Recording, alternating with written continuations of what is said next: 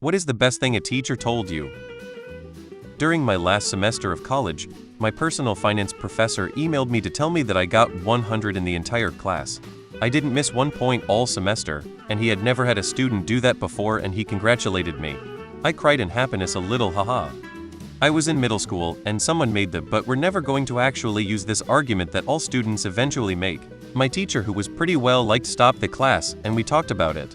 He said it's not about learning things well used forever, it's about learning how to learn. Certain things in math and language arts maintain a universally understood level of difficulty.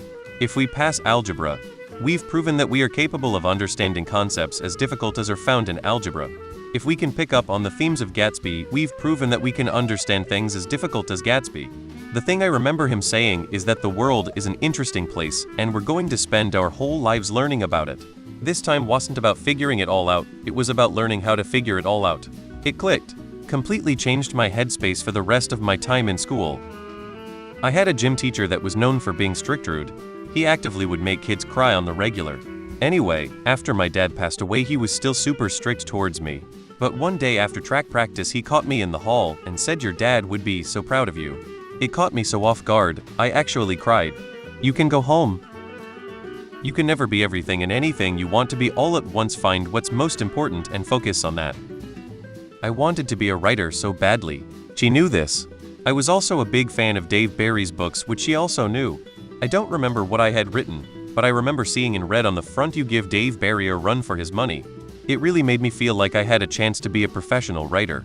Today I am a newspaper journalist. I wrote songs and poetry as a hobby. She responded, yes to my, "Will you marry me?" My wife is a teacher. When I asked permission to miss a week of class to work with a well-known artist, don't ever let school interfere with your education. You are smart, but lazy.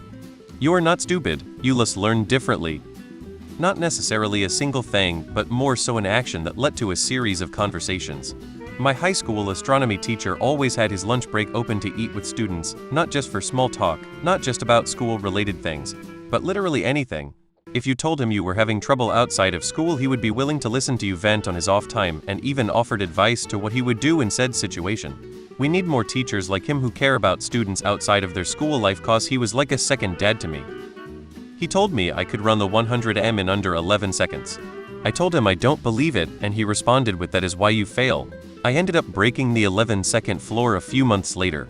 Now I always tell myself that the only reason I can't do something is because I believe that I can't.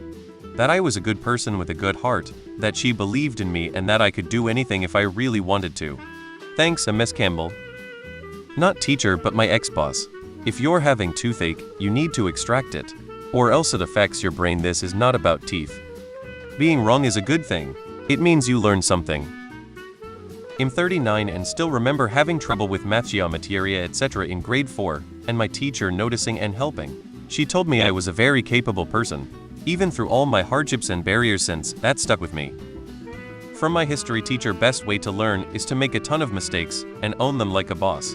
It really stuck with me, because it was like, okay, he's completely right. Like I can fail and still be awesome. Lol, why would that stop? B.